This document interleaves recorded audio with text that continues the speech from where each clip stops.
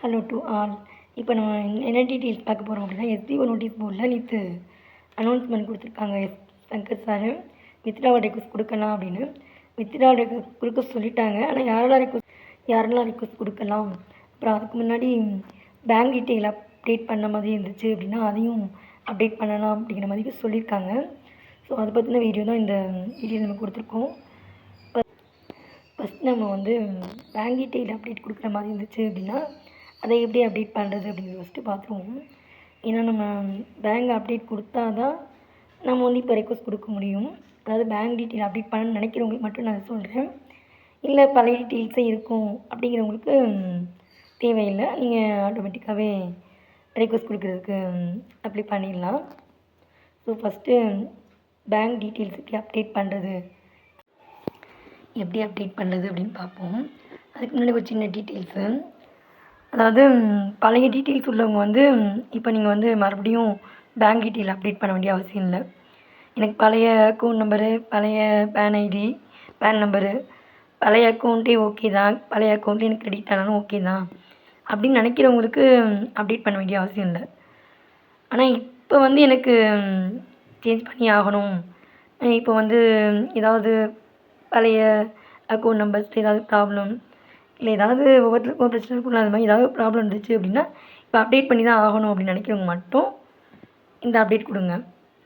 பழைய account டீட்டெயில்ஸே okay தான் அப்படிங்கிறவங்க தேவையில்லை.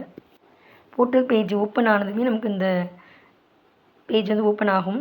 இது அப்டேட் பேங்க் டீட்டெயில்ஸ் தான் இப்போ நம்ம பார்க்க போகிறோம். அதை டச் பண்ணோம் அப்படின்னா பேங்க் டீட்டெயில் அப்டேட் ஃபார்ம் அப்படின்னு இது ஓப்பன் ஆகும். இதில் அக்கௌண்ட் நம்பரு, நம்ம எந்த அக்கௌண்ட் நம்பரை அப்டேட் பண்ண போகிறோமோ அந்த அக்கௌண்ட் நம்பரு, அடுத்து கன்ஃபார்ம் அக்கௌண்ட் நம்பர், மூணாவது அக்கௌண்ட் ஹோல்டர் நேம். இந்த அக்கௌண்ட் நம்பரை இப்போ நம்ம ஆட் பண்ணியிருக்கோமோ அதில் அது யாரோட நேமில் இருக்கோ அந்த பேரை டைப் பண்ணிட வேண்டியதான். அடுத்து என்டர் பேன் கார்டு நம்பர், நம்ம பேன் கார்டு நம்பர் டைப் பண்ணிட வேண்டியதான். அடுத்து பேன் கார்டு ஹோல்டர் நேம், நம்ம எந்த பேன் கார்டு நம்பர் எழுதுகிறோமோ அவங்க பேர் டைப் பண்ணிட வேண்டியதான். அடுத்து ஐஎஃப்எஸ்சி கோட், அடுத்து கன்ஃபார்ம் ஐஎஃப்எஸ்சி கோட். இந்த கன்ஃபார்ம் ஐஎஃப்எஸ்சி கோட் நம்ம கொடுக்கும்போதே நமக்கு ஆட்டோமேட்டிக்காக நமக்கு நம்மளோட பேங்க்கோட நேமும், நம்ம அதாவது எந்த பிரான்ச்சில் நம்ம பேங்க் எந்த பிரான்ச்சில் இருக்கோ அந்த பிரான்ச்சோட நேமும் நமக்கு ஷோவாகும். ஸோ ஃபுல்லாக டீட்டெயில்ஸ் ஒரு டைம் பார்த்துக்கோங்க. ஃபுல்லாக நம்ம கரெக்டாக தான் கொடுத்துருக்கோமா, டைப் பண்ணியிருக்கோமா, name, PAN card name, PAN card holder name எல்லாம் கொடுத்துருக்கோமா ஒரு டைம் செக் பண்ணிவிட்டு ஃபுல் டீட்டெயில்ஸையும் அப்படி பார்த்துக்கோங்க. பார்த்து முடிச்சோன்னா நம்ம சப்மிட் கொடுத்துட வேண்டியதான். சப்மிட் கொடுத்து முடித்தோடனே நம்ம நெக்ஸ்ட்டு வித்ட்ராவல் ரெக்வஸ்ட் கொடுக்க போகிறோம். வித்ட்ராவல் ரெக்வஸ்ட் கொடுக்கணும் அப்படின்னா டாஸ்க் வித்ட்ராவல் ரெக்வஸ்ட் அதை டச் பண்ணோம் அப்படின்னா நமக்கு ஆல்ரெடி 2025 ஒர்க் பண்ண அந்த அமௌண்ட்லாம் நம்ம அப்ளிகேட் வாலெட் நம்ம ட்ரான்ஸ்ஃபர் பண்ணி தான் வச்சுருக்கோம். ஸோ அந்த அமௌண்ட் தான் நம்ம இப்போ ரெக்வஸ்ட் கொடுத்து எடுக்க போகிறோம். அதனால் அந்த ஆப்ஷனை சூஸ் பண்ணிக்கோங்க. அதாவது டாஸ்க் வேலட் ரெக்வஸ்ட் அப்படிங்கிறத மெயினாக உள்ள அந்த வேலட் ட்ரான்ஸ்ஃபர் அதை சூஸ் பண்ணக்கூடாது. கீழே உள்ள இந்த ஆப்ஷனையும் சூஸ் பண்ணக்கூடாது.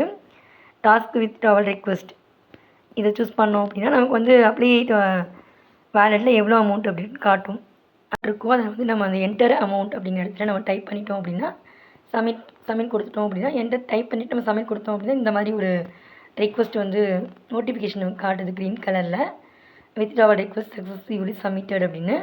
ஸோ நம்ம அதே தெரிஞ்சுக்கலாம் நமக்கு சக்ஸஸ்ஃபுல்லாக நம்ம ரெக்வஸ்ட் கொடுத்தது நமக்கு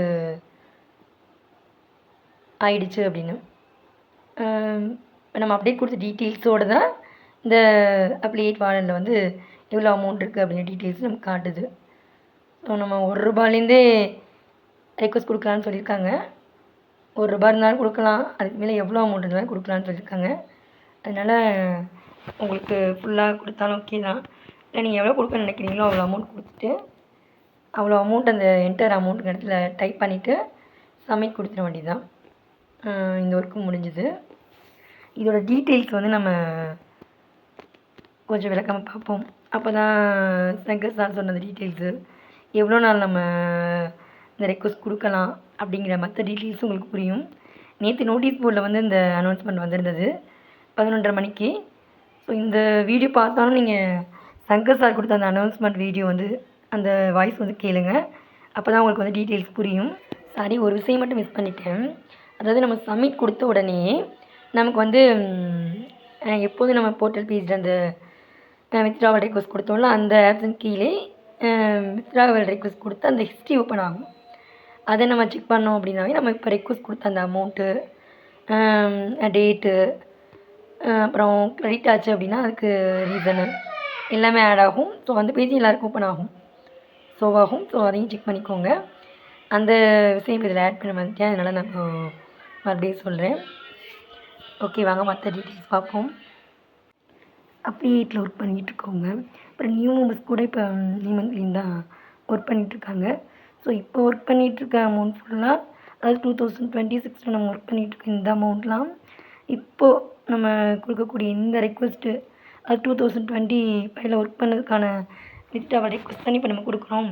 இந்த ரெக்வஸ்ட்டு கொடுத்து முடித்த உடனே நம்ம வந்து நெக்ஸ்ட் ஒரு அனௌன்ஸ்மெண்ட் கொடுப்போம். அதுக்கப்புறம் நீங்கள் இப்போ 2026 ஒர்க் பண்ண இந்த மே மந்தில் ஒர்க் பண்ண இந்த அமௌண்ட் வந்து ரெக்வஸ்ட் கொடுத்து எடுத்துக்கலாம் அப்படிங்கிற மாதிரி சொல்லியிருக்காங்க அனௌன்ஸ்மெண்ட்டில்.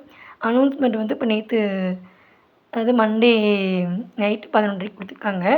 3 days வந்து நம்ம ரெக்வஸ்ட் கொடுக்கலான்ற மாதிரி சொல்லியிருக்காங்க. 3 days கணக்குப்படி நமக்கு வந்து மண்டே அனௌன்ஸ்மெண்ட் வந்திருந்தாலும் செவ்வாய் தான் கணக்கு. செவ்வாய், புதன், வியாழன் இந்த 3 நாள் வரைக்கும் நமக்கு ரெக்வஸ்ட் கொடுக்கலாம். அதாவது இந்த 2025 ஒர்க் பண்ண அப்ளிகேட் வேலெட்டில் உள்ள அந்த அமௌண்ட்டை நம்ம ரெக்வஸ்ட் கொடுத்துக்கலாம். இந்த 3 days ரெக்வஸ்ட் கொடுத்து முடிஞ்சதும் நெக்ஸ்ட்டு ஒரு அனௌன்ஸ்மெண்ட் வரும். அந்த அனௌன்ஸ்மெண்ட் வந்ததும் நம்ம வந்து இப்போ ஒர்க் பண்ணிகிட்ருக்க, இந்த மே மாதம் ஒர்க் பண்ணிகிட்ருக்க, அதாவது 2026 இப்போ மே மந்த் ஒர்க் பண்ணிகிட்ருக்கோம்ல, நம்ம அப்ளிகேட்டு அந்த ப்ரோக்ராமில் ஒர்க் பண்ணுறவங்க, அப்புறம் சேல்ஸ் டீமில் ஒர்க் பண்ணுறவங்க, இந்த மாதிரி ஒர்க் பண்ணிகிட்ருக்க நியூ மெம்பர்ஸு, இவங்களாம் வந்து அந்த அனௌன்ஸ்மெண்ட் வந்ததும் ரெக்வஸ்ட் கொடுத்துக்கலாம். இப்போ ரெக்வஸ்ட் கொடுக்குற அமௌண்ட் வந்து நமக்கு வந்து கிரெடிட் ஆக லேட் ஆகும். அதாவது வேலெட் வந்து 0 ஆக்கணும் அப்படிங்கிறதுக்காக தான் இப்போ வந்து ரெக்வஸ்ட் கொடுக்க சொல்லியிருக்காங்க நம்மளை. அமௌண்ட் கிரெடிட் ஆகுது வந்து எப்போன்றது நமக்கு வந்து சொல்லுவாங்க அனௌன்ஸ்மெண்ட்டில். ஸோ நம்ம நோட்டீஸ் போர்டில் அப்டேட்டில் இருப்போம். இப்போ மே மந்த் ஒர்க் பண்ணுற இந்த அமௌண்ட் வந்து 2026 ஒர்க் பண்ணுற இந்த அமௌண்ட் வந்து ரெக்வஸ்ட் கொடுத்ததும் நமக்கு வந்து சீக்கிரமாகவே கிரெடிட் ஆயிரும் அப்படிங்கிற மாதிரி சொல்லியிருக்காங்க அந்த அனௌன்ஸ்மெண்ட்டில் சங்கர் சார். ஸோ இது எவ்வளோ சீக்கிரம் ரெக்வஸ்ட் கொடுத்தீங்கன்னா அனௌன்ஸ்மெண்ட் அமௌண்ட்டு கிரெடிட் ஆகும் அப்படிங்கிறதும் நமக்கு டீட்டெயில்ஸ் சொல்லுவாங்க. அதனால் நம்ம எல்லாருமே நோட்டீஸ் போர்டில் சங்கர் சாரோட அப்டேட்காக வெயிட் பண்ணிகிட்ருப்போம். இப்போது நான் சொன்ன டீட்டெயில்ஸுமே நீங்கள் வந்து வீடியோஸ் பார்க்குறத விட நேற்று வந்து அந்த ஆடியோ ஃபுல்லாக கேளுங்க. நோட்டீஸ் போர்டில் சங்கர் சாரோட வாய்ஸு உங்களுக்கு இன்னும் கிளியராக புரியும். அப்புறம் அந்த பேங்க் டீட்டெயில்ஸ் அப்டேட் பண்ணுறது பற்றின டீட்டெயில்ஸ் வந்து நமக்கு வந்து தேவைங்கிறவங்க தான் அப்டேட் தேவையில்லாதவங்க அப்டேட் கொடுக்க வேண்டிய தேவையில்லை. பழைய டீட்டெயில்ஸ்லேயே உங்களுக்கு அமௌண்ட் கிரெடிட் ஆகும். ஸோ தேவைங்கிற மட்டும்தான் அப்டேட் பண்ணணும்.